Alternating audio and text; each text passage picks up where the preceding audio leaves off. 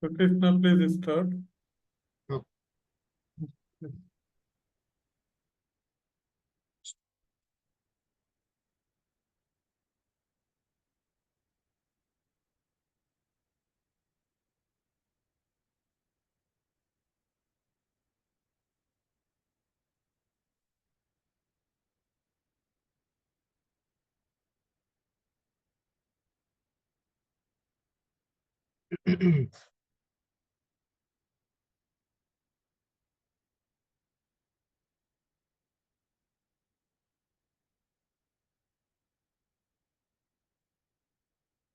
Shall I start? Yes, you can start, Krishna.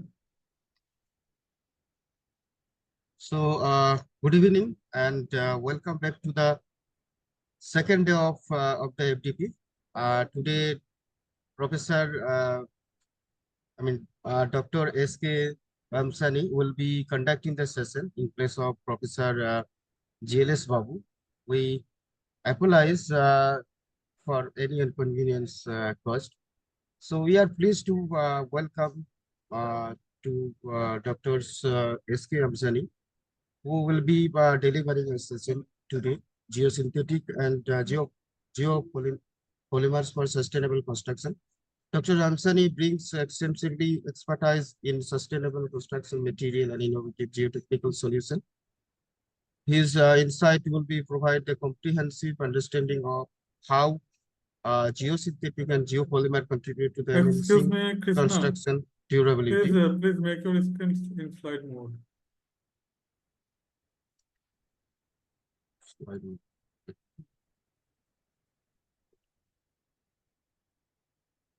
When you display it, which you are talking about.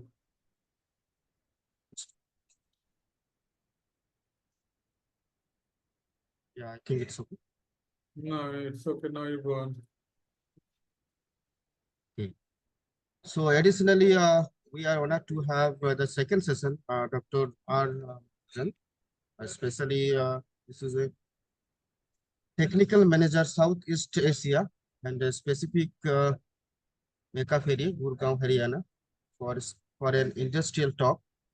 Dr. Mahajan, with his vast industrial experience, will be share the practical application of how geosynthetic infrastructure development and ground improvement sustainable driven, and especially geotechnical engineering, which will be conducting the second session. So without delaying, let me introduce our first speaker, Dr. Sudhir Kumar Amsani.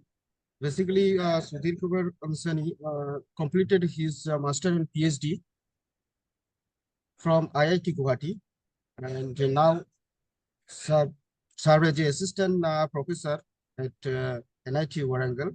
His research journey begins with slope stability analysis and multiple layer soils, has since expanded to encompass the seepage analysis, reinforced soil and ground improvement methods, and more. His expertise spans experimental field model analyticals and numerical research, contribute to the over 25 international journal publication, over 30 conference presentation across the various geotechnical domain. Dr. Sudhir has also delivered expert lecture at numerous national levels and seminar and workshops. Currently, he leads a sponsored DST project entitled Development of Novel PVDs for Sustainable Groundwater Improvement. So now, may I now invite today's first session speaker, Dr. Sudhir Kumar Msani. Please take over this session. Over to you, sir. Thank you, Krishna and General, for the brief introduction and polite words. And I would like to thank the organizers firstly for giving me this opportunity to deliver the lecture at the SATL FTP. So without wasting much time, I would like to move on to my presentation.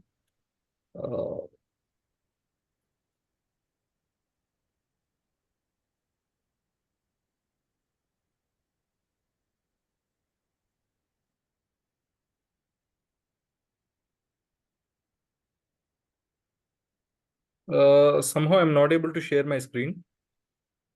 Can you help me out? I It's think not. now multiple share. I think someone has, No, I have already give us one second. Just now I have first. but I'm not able to get the share screen option.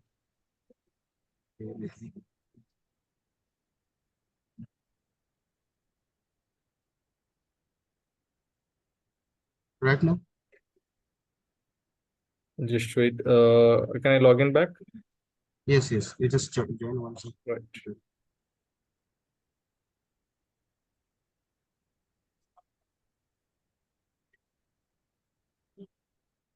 Hmm.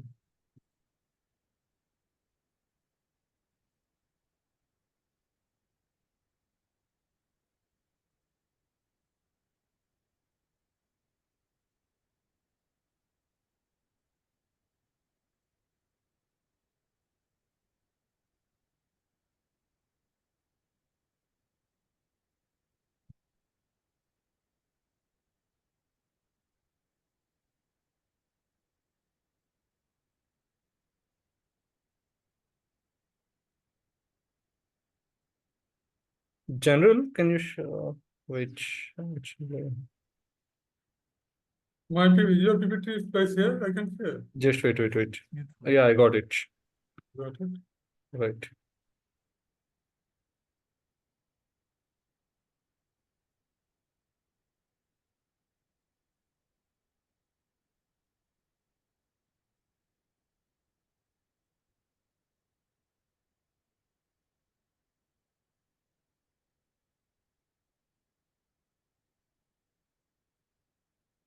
Move your cursor on the video. Yeah, wait. Sir, one thing you may leave now. Then 1 second you join the meeting. Right, okay. Got it? Yeah, Is my screen yeah. visible?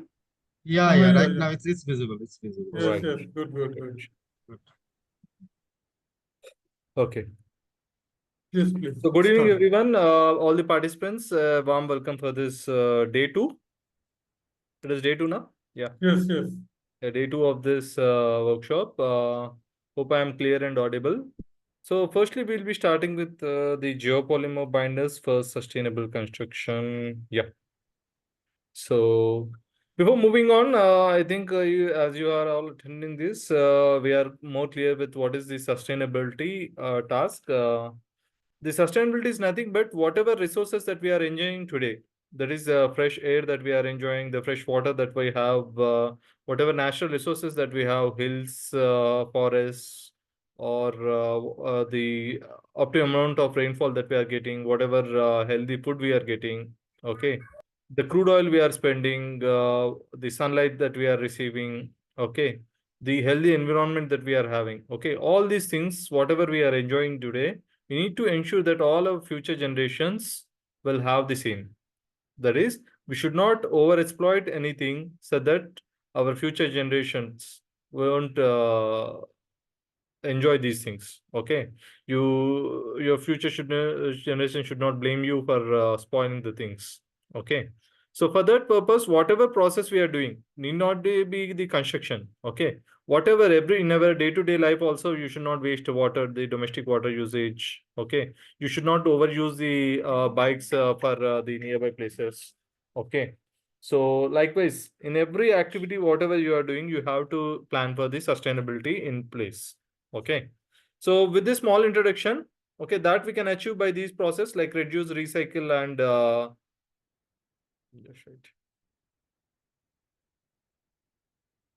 recycle, reduce, and what is this other one? RRR.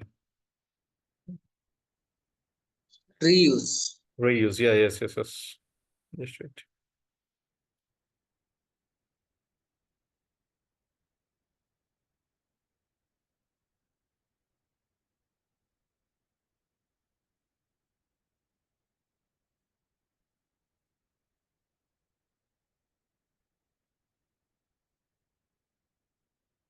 Yeah.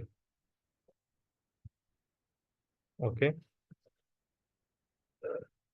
So the generally whatever conventional materials that we are using, okay.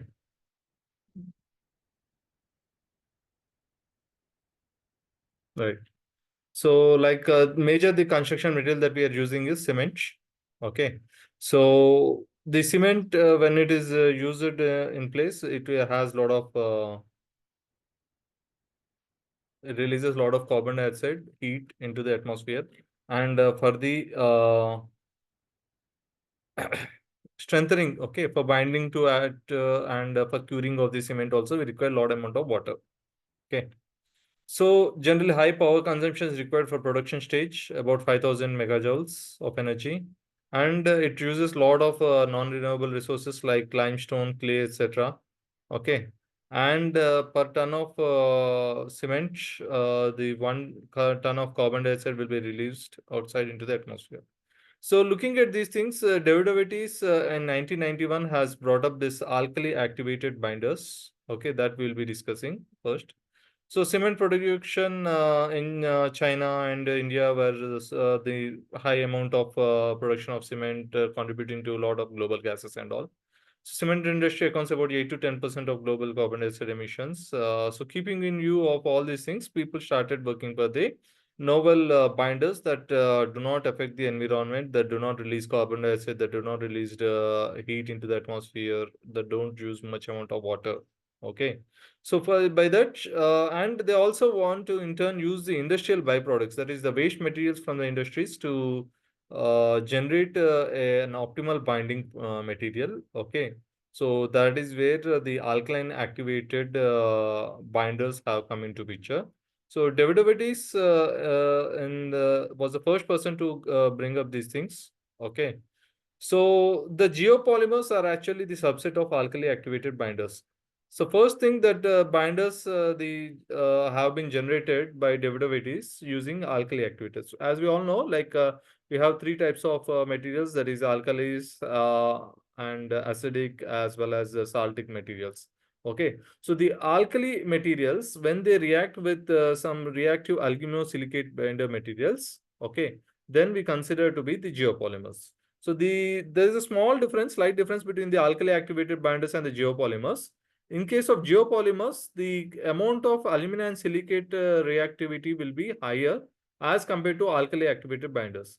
So there are cases where the amount of reactive alumina and silica may be less, but the presence of calcium materials like maybe some lime or some GGBS, ground granulated blast furnace, like where calcium content is high. So in such case also the alkali activation increases its binding capacity. Okay. So that is the only difference between the alkali activated binders and the geopolymers. Okay. So the exposure of reactive aluminosilicate materials. So see, I'm stressing this word reactive. Okay. See, if you get into this universe, each and every material will have a good amount of alumina and silica present in it. Okay. But not all materials can be used in for geopolymerization. Okay.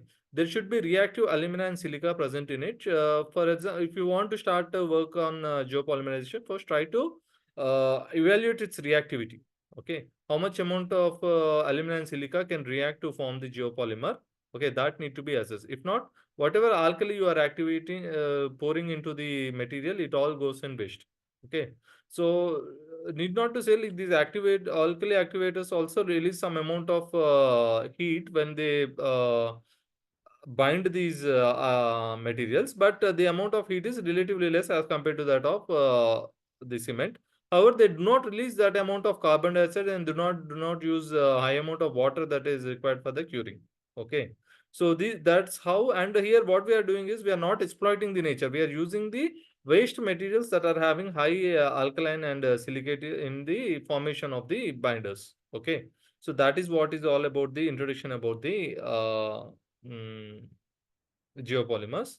So in last 10 to 15 years, people have widely used fly ash and GGBS for production of geopolymers. In addition to, there are some minor materials that also they have used. Okay. So the geopolymer paste, we all know like cement forms when it is added with water, it forms CSH gel. Okay. So similarly, when alkali solution is added to this reactive aluminosilicate source, it forms geopolymer paste.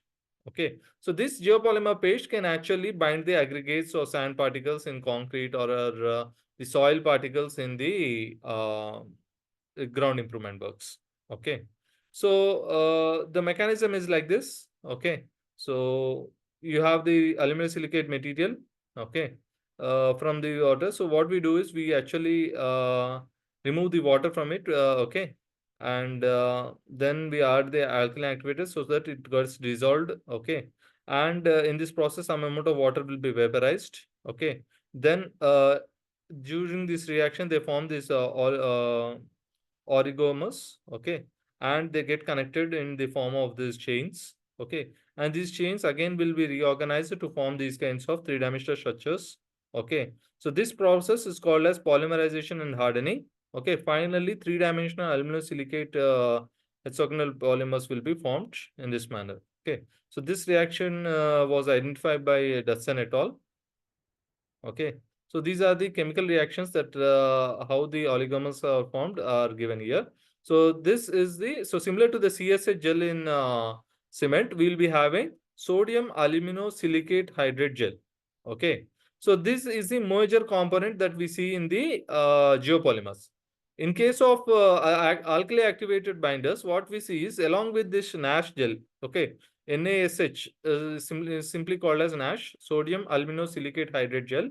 We can also see cash gel, that is calcium aluminosilicate hydrate gel. Okay. If some amount of calcium, like in case of GGBS, you will be able to see the cash formation also.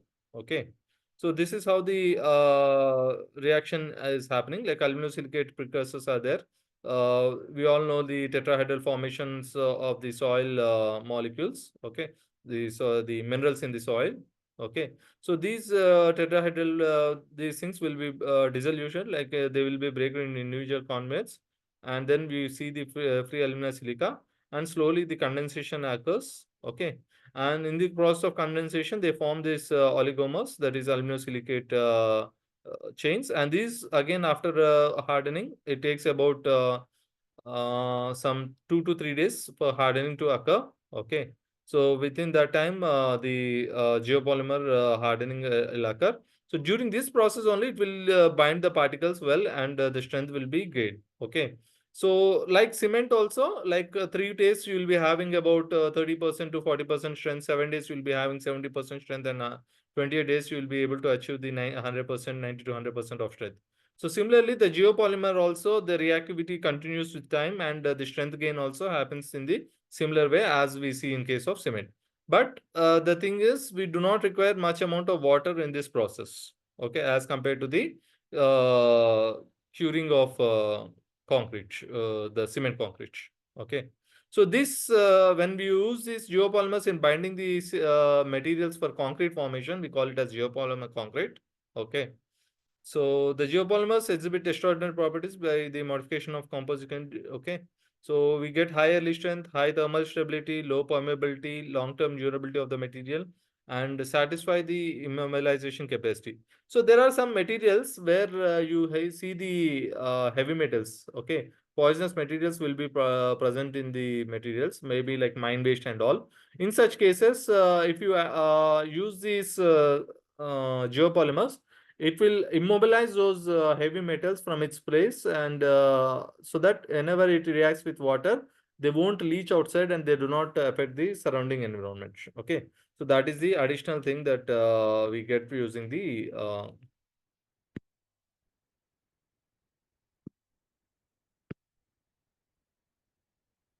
geopolymer. Okay.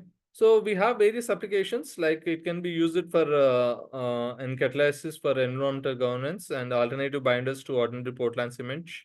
And it can also be used for absorbing heavy metals and dyes. So protective coatings and repairs in concrete structures to stabilize the soil and to create low-cost ceramic materials, porous thermal insulator, 3D printing materials, biomedical waste material handling. Also, you can have a lot of implement, and also to immobilize the nuclear waste. Also, we can use it.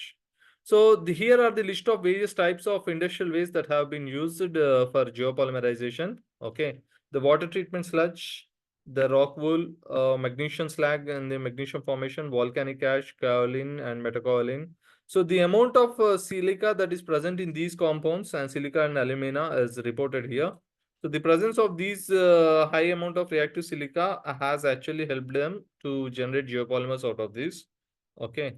So here we can also see additional materials like water glass powder, red mud, silica fume, rice ash, fly ash, and GGBS. Okay. So these are all the materials that have been used. Observing all these materials, we have seen that most of the materials have already been used, but mine waste, the dedication towards the mine waste is less because its reactivity is observed to be less. So we have started with coal mine waste and iron ore mine waste for doing the geopolymerization. Okay. Uh, so in India, the mining sector is booming, and this is how the total production of mine materials, okay, that is coal, limestone, iron ore, and lignite, that has observed. Okay. So then we also observe that with the production of mining, there is a lot amount of mine waste that is generated. Okay. So like these waste again consists of heavy metals and they leach it and there is contaminate the surrounding lakes and streams. Okay. Then some generally the mine waste will be dumped in the tailing dams or overburden dumps, okay, which get failed and it also affects the surrounding villages and all. Okay. So there are a lot of accidents, there are a lot of loss of life and property that happened due to the various failures. These are the various list of failures that happened in different locations. We also have a recent failure in Muri Jharkhand region in 2019. Okay. So this failures can be prevented if we can show the a sustainable way to use this mine waste in construction. Okay. So we all know like we use a lot of aggregates for construction for which we actually break down the hills. Okay. We use the like stone dust and all those things. So why don't we use this coal mine waste or the iron ore mine waste for construction materials? With that idea, we started working with these materials. However, they have these poisonous heavy metals present in it. So to that, to immobilize them and to increase the strength. Okay. We also observed that the mine waste have the low strength when it is in raw material. Okay, raw form. So we need to improve its characteristics. But the amount of silica alumina is good, but its reactivity is less as compared to the conventional fly ash or the GGBs that are used for geopolymerization. Okay. So what we thought of is we include we powder the material into so fine size and we add the alumina activators, sodium hydroxide and sodium silicate to certain extent. Okay. So that the strength will be improved. Okay. So the strength will be evaluated and later whatever mixes that have been identified from this. Okay. We have taken 10, 20, 30% each and we observe that the raw usage of only coal gang as a reactive alumina and silica is less. So we added some part of GGBS. Okay. So generally the GGBS amount won't be available much in every area. Okay. Where the mines are present. So we can reduce the amount of GGBS that is procured from the steel plants. Okay. Where it is generally produced. Okay. And we can replace some part with this mine waste and we can improve the characteristics of the material. Okay.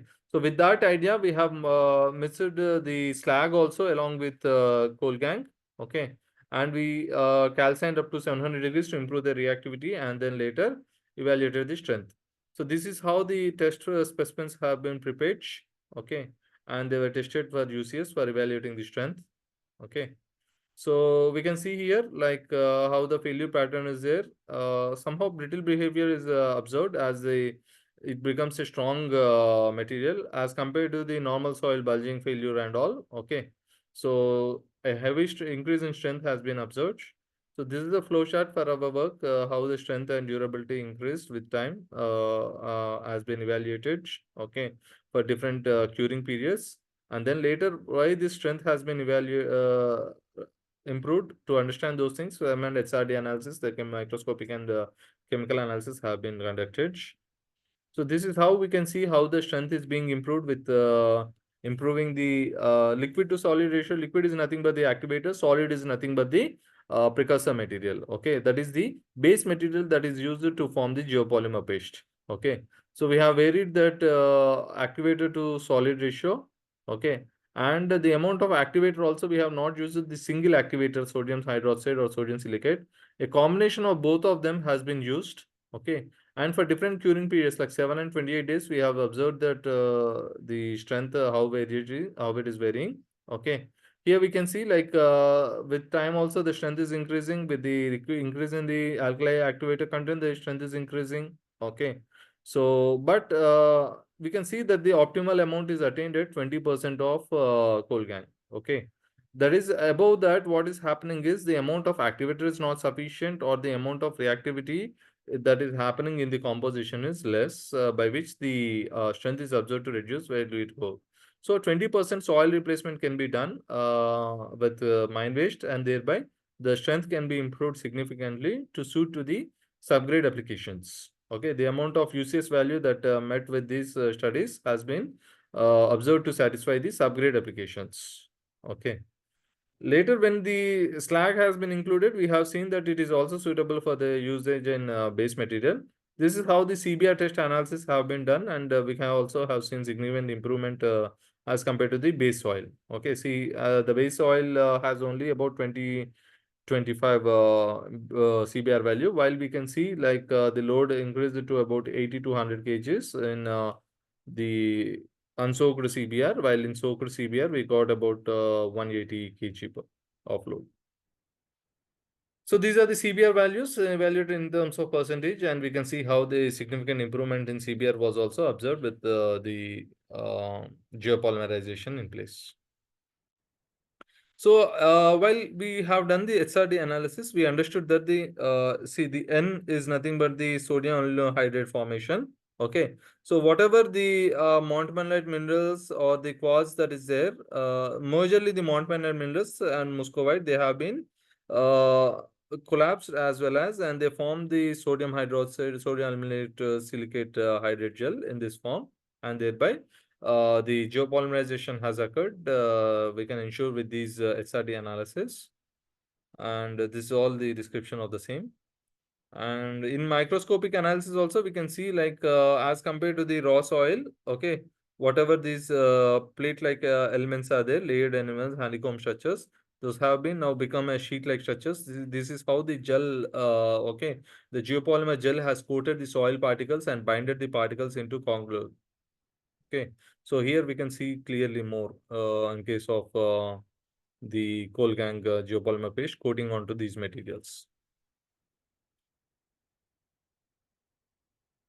So completely out of this study, we understood that the as per IRC SP 72 for flexible pavement, low volume roads, the whatever normal soil that is slightly expansive in nature, okay, cannot be used. But after geopolymerization, we can use that soil, okay. And we can also see like the CBR value of unsoaked as per SP 79 is greater than 15%. Okay, in equivalent to the cement, lime, and fly ash mixed subgrade material.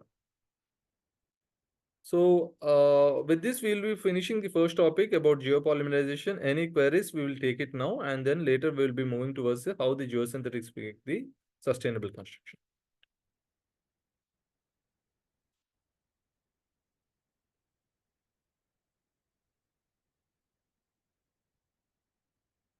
Any doubts from the audience?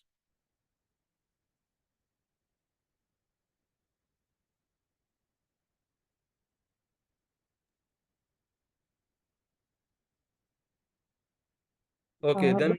Good evening, sir. Hello. Yeah. I am Dr. Amit Kumar from Nasik, Maharashtra. Okay.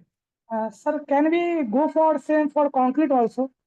Yes. Because We can do the same for the concrete also. Actually, major application. So though this was invented initially with concrete only, okay. Yes. But the thing is, in concrete, the amount of alkaline activator addition composition will be higher as compared to the soil applications. Okay. Soil applications, to some extent, we can add activator, and later we can add water. Okay. So that the mix can be formed and the stabilization can be done. Okay. But in concrete applications, the amount of activator addition will be higher. Okay. But the strength improvement is also equally higher in case of concrete applications. Okay. Sir, in case of general concrete, there is water curing, but in case of geopolymer concrete, what curing will be added in place of water? No curing will be there, sir. We should see that the alkaline activator doesn't get vaporized. Okay. So that it can be sealed, in case of field, we will place a plastic sheet to cover that so that that won't get vapored. Okay. In case if like for example, I have seen a concrete pavement constructed in one of the industries. Okay. Yes. The fly ash is abundant. Okay. So what they have done is they place the plastic sheet in the bottom and the top so that whatever geopolymer paste that is there, it won't get vaporized or it won't leach into the soil. Okay. Until the hardening occurs. Okay. Okay. So no water is required for the curing of geopolymer concrete.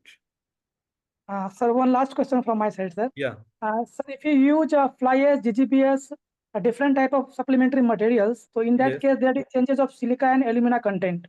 Hmm. So either that content will vary the performance of concrete or not.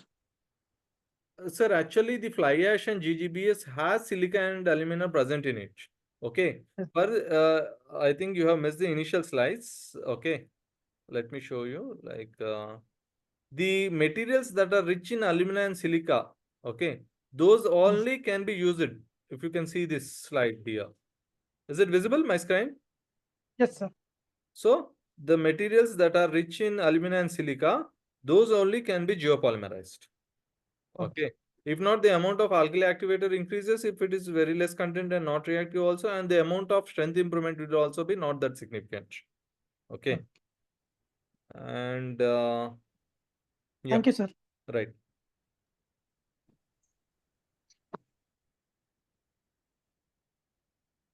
Yeah. Hello. Yeah, Shiva. Yes. Yes, sir. The what is the how you are going to mix it with sand, sir? Soil, whatever soil is there. So how? What is the generally Yes. This is a challenge. It's a very good question. Okay. So yes, generally, what we do is, in case of concrete applications also, what we do is we mix the precursor, okay, along with the raw materials, okay. Then we add the alkaline activator to it, okay. yes, So it is a dry mix that is made, okay, and then you add the activator, yes, okay, sir. activator as a solution. So sodium hydroxide you will be actually getting in the form of pellets, which will form the solution out of it. Generally, Yes, we go for 10 molar solution or 8 molar solution. Okay. And with that, we mix the sodium silicate, which generally is available in the form of solution only.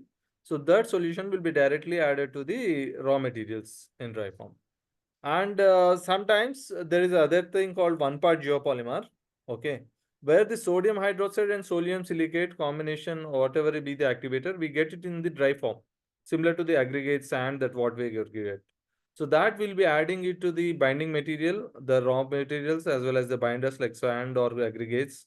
And then we add the water to it, sufficient water, so that this activator gets dissolved and it will bind the particles. Okay, that is the other way of doing it. And in case of soil applications, what we do is we also like similar to the concrete only. After adding the activator, okay, then what we do is after certain time, maybe about 10 to 15 minutes, okay, then we'll add some amount of water, okay, so that we reduce the amount of alkali activator content and we'll bind the soil particles, okay, with the geopolymer. That's how we do it. yes, yes, sir. Thank you, sir. So there are three things here, okay. One, activator direct addition. Two, dry activator addition and water addition. Then after activator, water addition. There are three ways of doing it. So depending upon the material and the application, we do these three different methods. Okay. Yes, But whatever it yes, is, sir. the precursor, the raw material that is fly ash or GGBS, that have to be added in the dry form only first to the Yes, bind material. Okay. yes, sir. All right.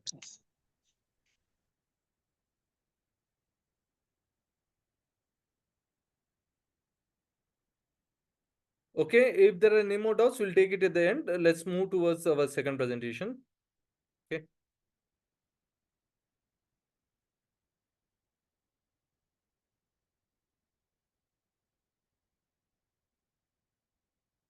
So the geosynthetics for sustainable construction. Okay. So why the geosynthetics are gaining more this thing is because they are generally synthetic polymeric materials. Okay. As they are used along with geomaterials. When we say geomaterials, the soil, aggregate, or sand, wherever we are using, okay, all these soil components when we are using in combination. So that is why the geosynthetics are named as that. Okay. So generally they are generated from the the crude waste that comes from the crude oil distillation. Okay. So generally why we are not able to avoid the plastic from our day-to-day life is plastic is the waste that is outcome of the crude oil distillation. So crude oil, anyhow, people are using it and for the fuel, for like generating diesel, fuel oil, lubricant oil, and all those things. Okay. So the plastic waste that comes out of it, we cannot avoid. So generally industries, what they do is they always tend to use all the materials that come out of their process. They want to add a value addition to everything. They want to generate profit. So that is why they use the plastic in our day-to-day life. So if we can show a good way of using the plastic in construction, okay, so we can reduce the day-to-day plastic waste so that the animals or the soil that gets polluted with the plastic, all these environmental impacts can be prevented. Okay. So, and the other way is whatever conventional materials that we require for construction, the aggregate, the cement, the sand, lot of quarrying process is done and lot of transportation is required. Okay. In all these phases, lot amount of fuel will be burning and thereby we generate lot amount of pollution and heat into the atmosphere. So this all can be avoided. Okay, by just using the plastic polymeric materials in the form of geosynthetics for the construction. Okay. So like we can save the time of construction. Okay. It will be easy for the construction to happen. Okay. We'll be soon reaching our targets. We'll reduce the transportation cost of the material.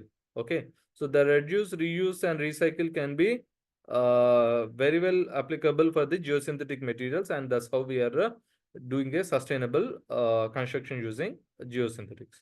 And why it is gaining more popularity? Because it is available in wide varieties and it has wide amount of applications in different fields. Okay.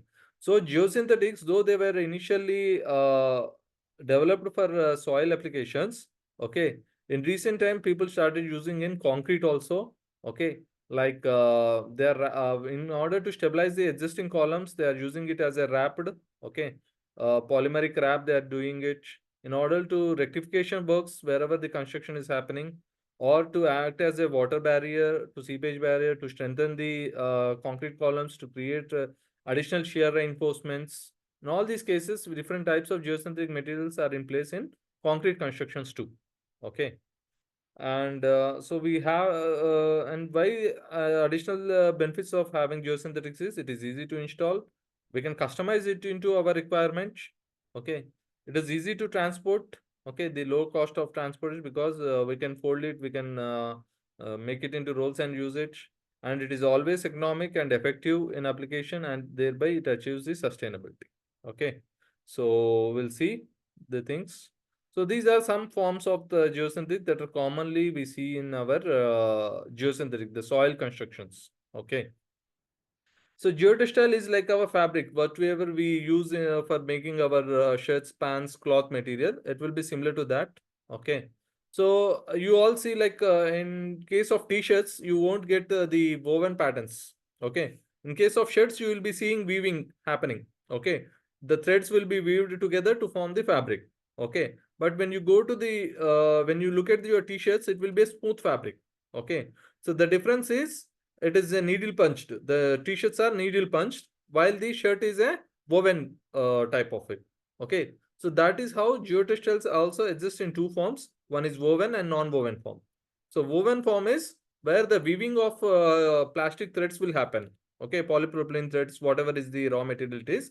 Okay. So those are the woven geotextiles and needle punched textiles. So here you can see that in the bottom in geosynthetic layer. This is a non-woven. So non-woven won't have much amount of strength because when you weave one thread over the other, so some bonding will be occurred between the threads and the strength will be higher. Okay. But as this is just needle punch, it will not have much amount of strength. So generally for filter applications, we use the non-woven geosynthetic. Okay. But in case of some reinforcing applications, as well as a separator or as well as for filter materials, we use the woven geotextiles. Okay. So that is the application of the geotextiles. Okay. Then geomembrane is like our plastic sheet. If you look at our milk packets, oil packets, okay, how the liquid do not pass through it. Whatever oil or milk that doesn't pass through our plastic pouches that we use in our day life. Okay. So similarly, this plastic sheet, thick geomembrane sheet, will not allow any leachate. Okay, that is the poisonous liquid that is generated from landfills. Okay, to pass through it to the soils, and thereby it avoids soil pollution. And they can also be used in canal lining works, in case of river lining works, okay, or pond lining, okay, lakes and all. In all the lining applications where the seepage have to be prevented, in those cases we use the geomembrane. Okay, so in concrete, people wherever like the terrace slab, the top terrace, wherever there is a rainfall impact happening, to prevent the leakages, they are using the geomembrane in the above the slab, and they are replastering it. Okay, and so that there won't any water to penetrate into the slab. Okay, by which structural components will be protected. Okay, so that is how the geomembrane applications. Here you can see a pond lining, landfill formation, water pond. So here also you can see the how the lake is covered with pond, canal lining with geomembrane. Okay, all these things you can see.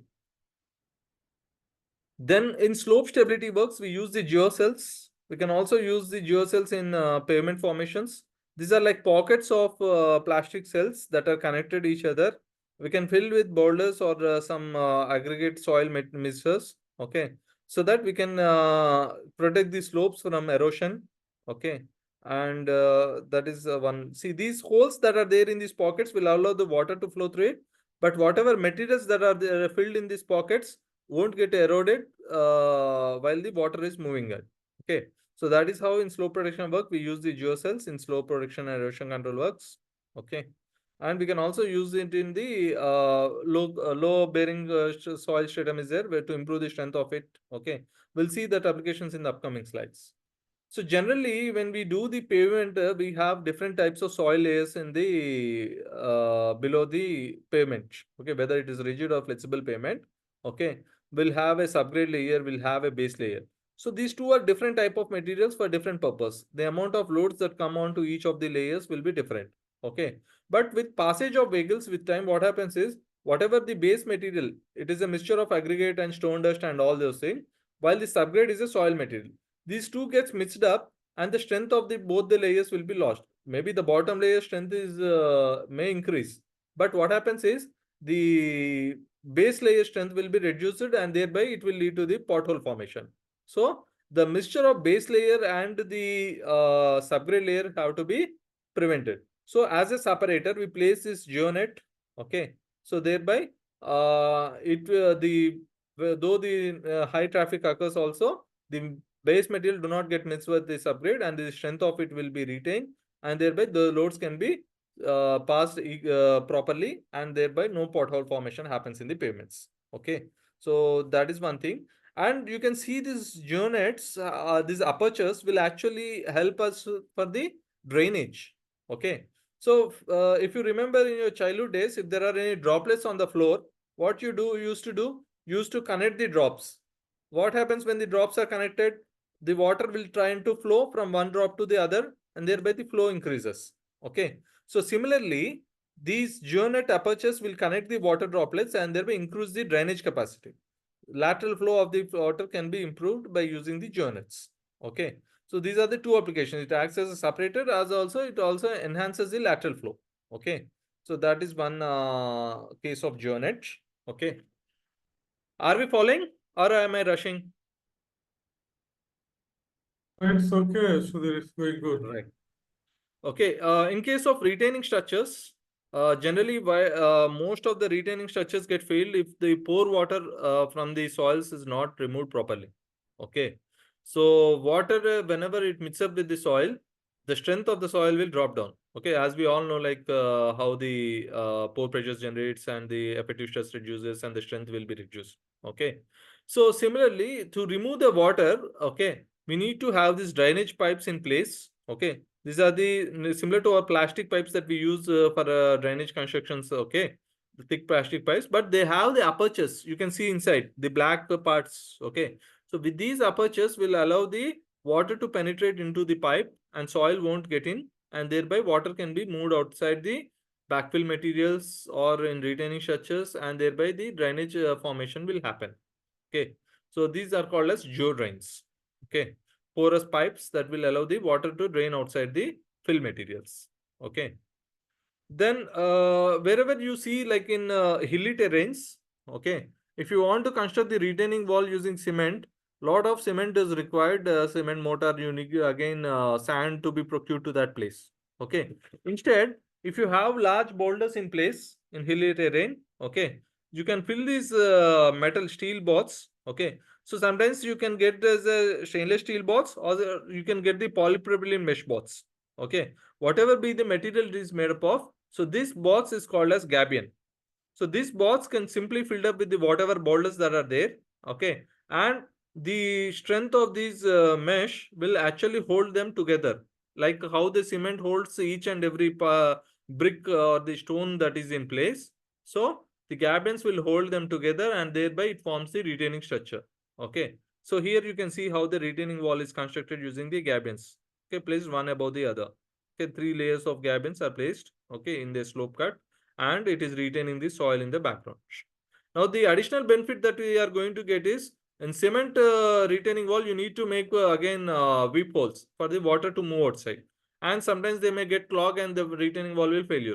But here, see how many amount of gaps are there in between the boulders, and thereby lot of drainage will happen, and thereby the retaining structure will be stable with the gabions in place. Okay, that is the additional benefit that you are going to get. Now, in case if there is any high earth pressures and there is a movement of soil, what happens?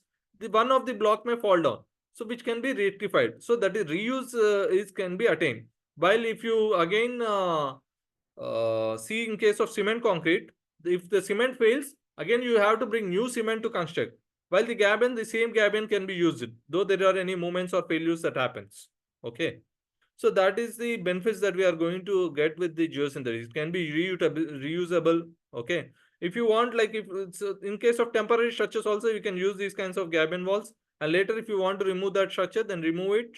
Then place the boulders wherever they require, and then use these boxes at another place. So likewise, the reuse is very common by using the geosynthetic materials. Then we all know like soils are weak in tension. Okay. So wherever the tension, the soil needs some tensile capacity. Okay. Maybe in slopes or maybe in case of foundations with a lot of lateral stresses being generated with depth. Okay. In such cases, to improve the strength of the soil, okay, we can reinforce them using these kinds of geogrids. Okay. Now see, as we have discussed in our early slides, the geosynthetics are so flexible that they can be molded into any form. Okay.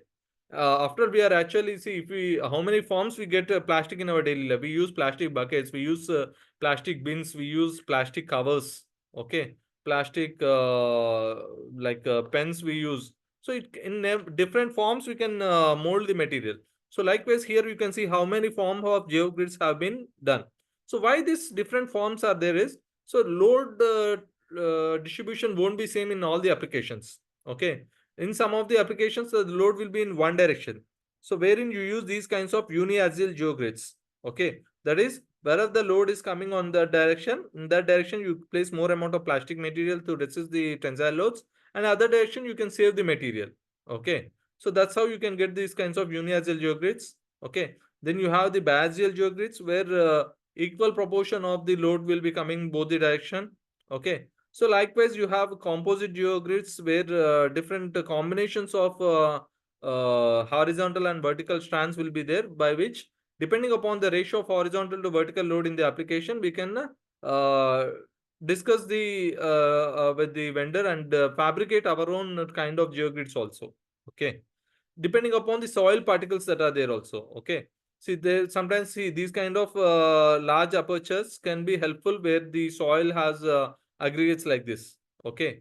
But in case of aggregates like this, they can pierce into this. So therefore, this matte kind of geogrids may not be applicable. So for soil applications, we require some interface friction also in place. Okay. So for that purpose, these kinds of geogrids can be used. Okay. So depending upon the material combination also, we can select the different types of geogrids. Okay. For different applications. Okay. So mainly for reinforcing applications, we use these kinds of geogrids. Okay. So in case of shore protection, that is ocean bed, okay, along the seashore, what happens is whenever the wave energy is so high, it used to take off the sand from the ocean, and thereby whatever constructions that are there in the sea line, okay, maybe it can be like the lighthouse for protection purpose or navigation purpose, or there can be some kind of structures for attracting tourists, okay, or there can be some industrial buildings on the ocean bed. So a lot of these structures foundations gets affected if the sand slowly gets eroded. So to save that, what happens is though there is a wave attack, okay, when you fill these geotextile bags with sand, okay, and keep it, when the wave hits, it can take off the water away. These are porous bags, okay. So these bags can actually allow the water to get inside and come out, but the sand won't move off from its place. So that's how in shore protection works. We'll be using the geo bags, okay, in ocean shore protection, okay. In case of construction of any embankments, okay, in case the ground soil, existing soil is having low bearing capacity, in such cases, to reduce the backfill weight, okay, we can place this compressible EPS geofoam material, expanded polystyrene foam. These are so light materials, okay. See how only two materials, two persons can handle this large block, okay. So this gets have a moderate compression, and it can resist the loads to a higher extent, okay. So that is how these geofoams will be placed as a backfill material, okay, and reduce the backfill pressures in case of retaining structures or in case of embankment constructions, okay. That's how the earth protection reaction. Then we have the soil anchors, similar to how we use the nail for hitting the wall clock. Okay, so where the soil mass, if a chunk of soil mass is moving out from its place, we can tie it back to the supporting ground using the soil nail. Okay, in this form, and this can be enhanced. The strength can be enhanced by shortcutting this, as well as to create some ground bulb in the background, soil anchoring. Okay, so those all the soil nail applications, and where metallic reinforcements or the polymeric reinforcements can be placed in. And the containment facilities, okay, wherever you want to storage some liquid and all. For example, if you get into the time of COVID, the crude oil prices have dropped down, okay. So what happens is you can purchase a lot of crude oil, and you can need to some containers to store. Instead of buying lot amount of containers, you just hire an area, buy these small low cost geo bags, okay, and you fill it with them. And when the crude oil prices goes high, then you can use this crude oil to for distillation and use it for your purpose, okay. So you need not construct large facilities to store.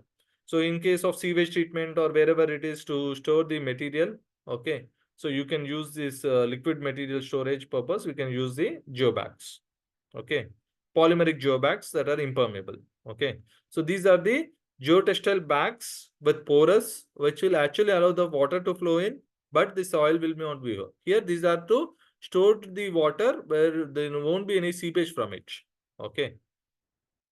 But the major problem with the all the geotextiles is it gets degraded when it's directly exposure to the uh, sunlight. The UV resistant degradability is there. So that we'll be evaluating by use this test. We have different planks that are exposed to the direct sunlight in different directions. Okay, with exposure to sunlight, how much amount of degradation that is happening? That is either the strength that we are evaluating, like puncture resistant, tearing strength, tensile strength. Okay, any engineering material for you to use in any application, okay, we have to test it prior so that it can be well implemented. So further evaluating all the strength properties or the permeability properties or the strength with the soil, okay, we have these kinds of tests that are available for the geotextiles, okay. To understand what type of material it is made up of, we evaluate the density through density bottle test. The flow perpendicular to the textile, okay, that is permittivity, we call it as, okay. So that is the vertical flow at a constant head of 50 mm, okay, 5 centimeters constant head, okay. And all these are polymeric materials. So whatever volume of aperture that is there, that is allowing the flow to it, okay, it can get reduced with the application of confining pressures. So whatever flow test that we are doing, we will do it under the different confining loads where it is applied. Okay. So this is the perpendicular flow through the textile, and this is the flow across the cross section of the textile. Okay. This we call it as transmissivity. Okay. So these two are the flow tests, and with the combination of soil. Okay. At the interface, how much friction is generated or how much adhesion is generated with the geotextile material and the soil material. So similar to the direct shear bots of soils, we have the modified direct shear bots test where one half is filled with soil that is wrapped with geotextile, and the other half has only the soil. And the soil or the geosynthetic interface, the interface strength characteristics will be evaluated here. And pull-out test, like in case of soil nail or in case of any slope stability works, how the pull-out resistance is generated under the applied normal force. This is how the soil will be filled. The small slit will be there for the bots, where the geotextile will be there connected to the tensile load testing device. Okay, with which we can get the pull-out resistance. Okay, and here the tensile strength without any load in place, like confining in place, we can determine.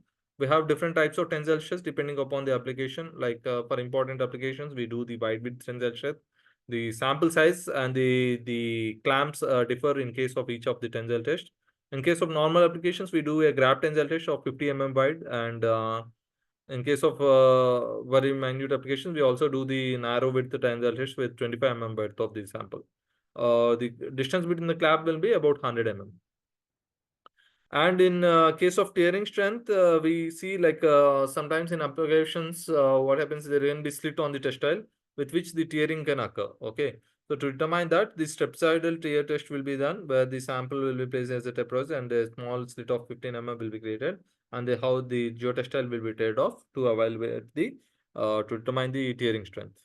Then, when sharp objects fall on the textiles, how the it gets punctured due to the impact load. Okay, that can be valued using the puncture resistance. We also have the static and dynamic puncture resistance test, where the rate of loading of this cylindrical the knob, okay, on the textile will be evaluated. And we also need the aperture size for flow applications or for use of filter, for which we have standard size glass beads which will be sieving through the textile on this empty sieve. And if at 5% passage of particles, we determine it as 95% opening size, O95. The other way of doing we don't have the glass pieces. We do the microscopic imaging with which we determine the aperture sizes. Okay, those are the two methods that way which we determine the opening size of geotextiles. So these are the different geotechnical applications in embankment fills in foundations to stabilize them. Okay. Here in landfill liner applications, we use the geomembrane. We to create a retaining wall, we use the gabion walls. In sea shore protection works, we use the geobags. Okay, erosion control on slope face, all these things we will be using. So here we are like, see in the road subbase, you can see how like the mixing of base layer and the soil is happening, where which the pothole formation occur. And if you have a geotextile in place, it acts as a separator. Okay. In foundation also, if you place the layers of geotextiles, it will actually reduce the amount of settlements that are occurring.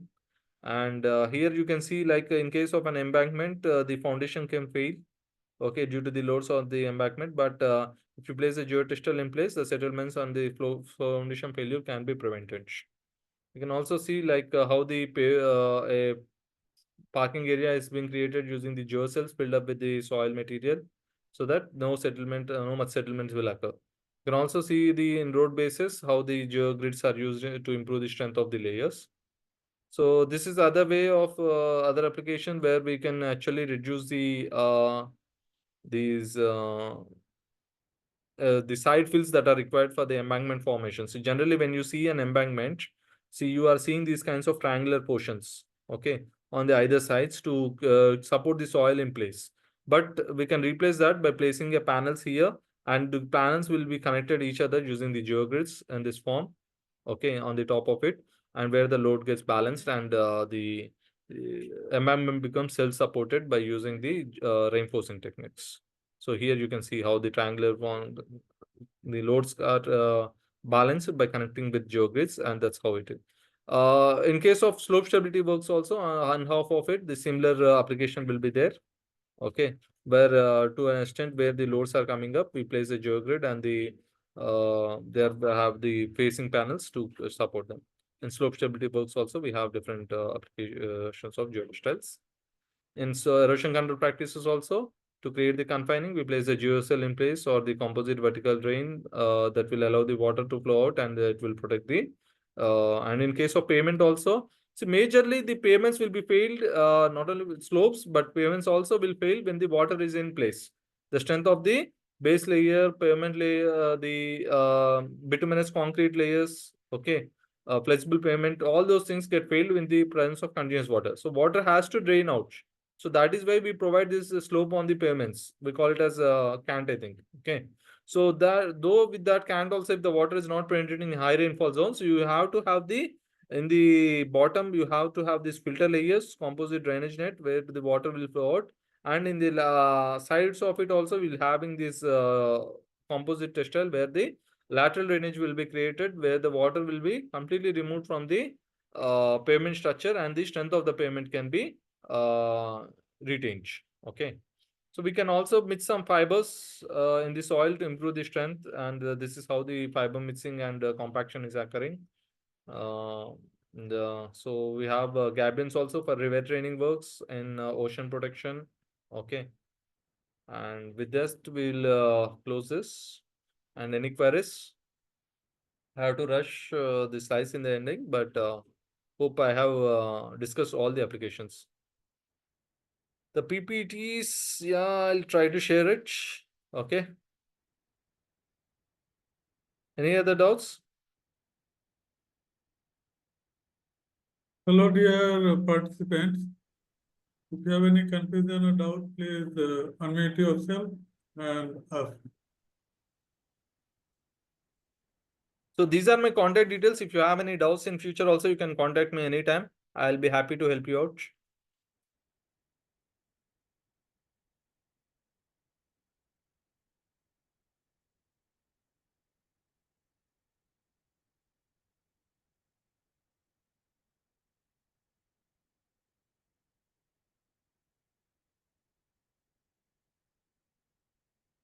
Are we clear with all the applications of geotextiles, and what are the different forms of geotextiles and how they were applied in different works?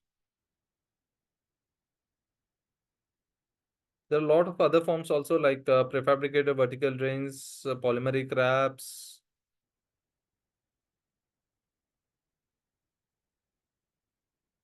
The presentation was very nice and useful. Good evening, sir. Hello. Yeah. Yeah. So Sir, in case of black cotton soil, there is property of swelling and shrinkage. yes, yes. So which type of geosynthetic work will work for the black cotton soil? Actually in Maharashtra, there are a lot of regions which having black cotton soil. Yes, sir. So generally, in case of black cotton soil, if the swelling potential is less, about 50 to 60, the liquid limit, okay, then normal geotextile layer is enough for those kinds of roads. Okay. With partial replacement, like we can also use some good Morram material cover above this geotextile. Okay. So first you will have the geotextile in place above the native black cotton soil. That above that we have to have some small layer of Morram. The thickness of Morram layer can be reduced by placing the geotextile in place. Okay. So, but without a Morram, we cannot. Only geotextile is not enough for you to improve the case of expansive soils. Okay. Okay. Hope I have answered your doubt. Yes, sir. Thank you, sir. But the amount of moron that is required for improvement in CNC technique can be reduced by application of geotextile in place. Yeah. But if it is completely highly swelling, I do not suggest to go for geotextiles. Geopolymer binding can actually help you out in that case. Okay, sir. Thank you, sir. Yeah. So- Good evening, sir. Hello. Yeah, Yes, yeah. it is. Sure. Sir, you have mentioned a direct shear tester. So Yeah, mounted shear. how we can able to how we can able to test a geosynthetics material? So can you explore, sir? So generally, there are two ways of doing this interface shear test. So the one way is we can fill the half of the box with soil, and in the top of it, just below the interface, we place the geotextile. Okay, and we anchor it also into the sides. Here it is not clearly visible. Okay, but we anchor it to the sides, and then the other half will fill with the soil. So the soil and the geotextile interface, whatever is the friction that is generated at the interface, we will be measuring, okay, as a soil interface test. The other way of doing is the geotextile will wrap it to a wooden box of 15 centimeters, 14.8 centimeters to be precise. Okay, we'll wrap it to it and fill it in the bottom half. In the top half, we fill up with the soil.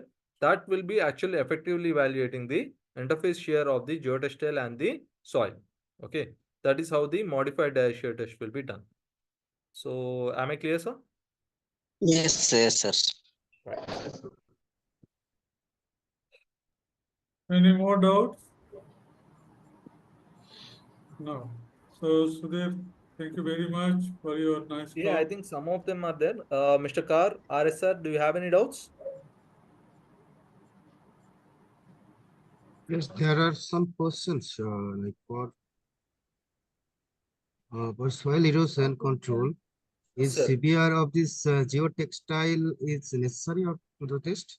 No, sir. For Yeah. erosion application, CBR value is not that significant. Yeah. CBR generally use it when we want to use it in the subgrade applications. Oh. For erosion, generally we will be evaluating the filter criteria. Okay, first thing. And second thing that we evaluate is the drainage capacity of the material.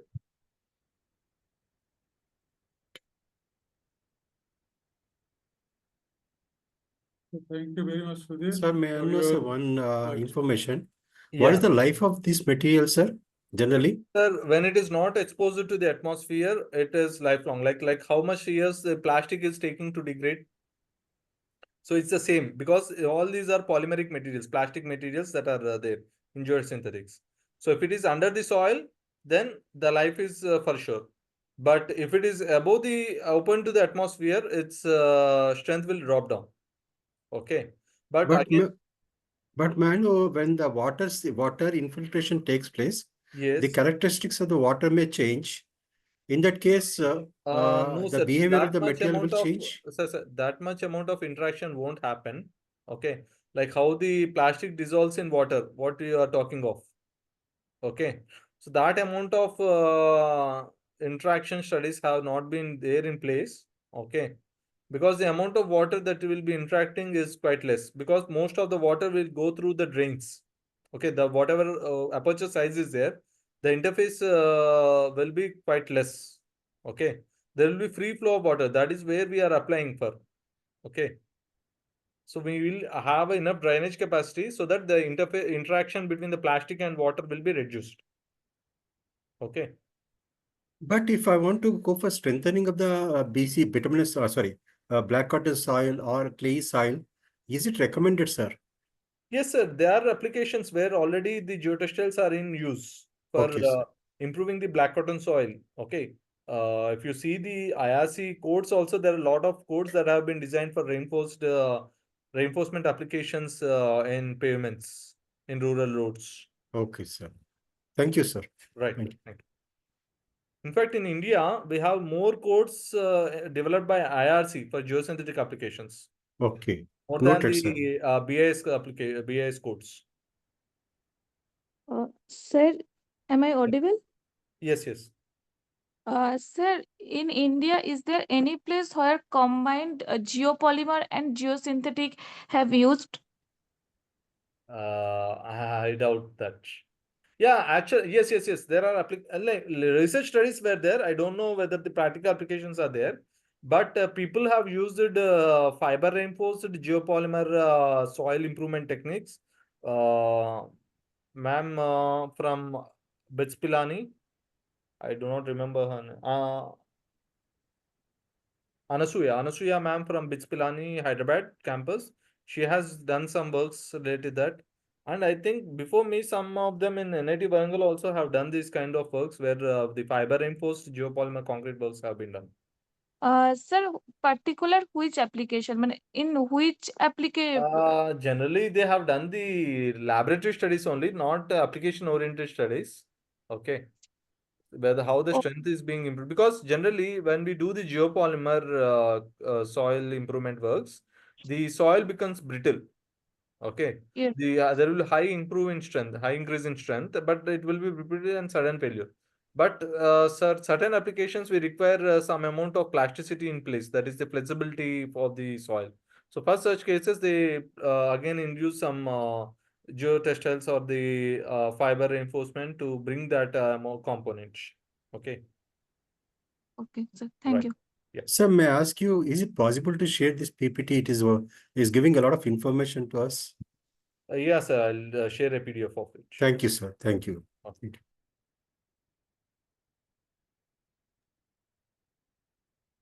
Are there anyone having doubts?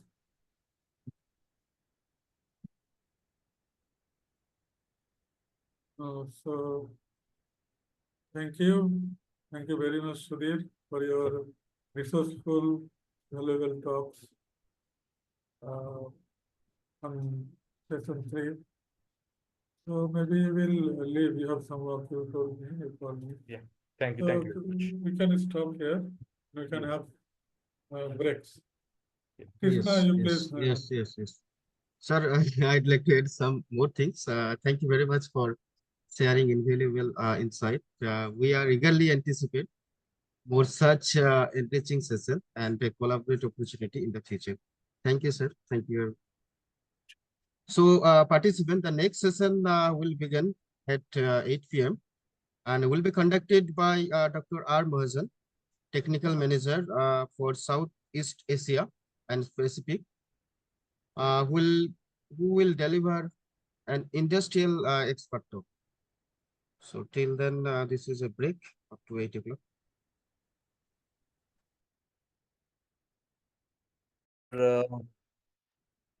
Patient listening. Thank you very much.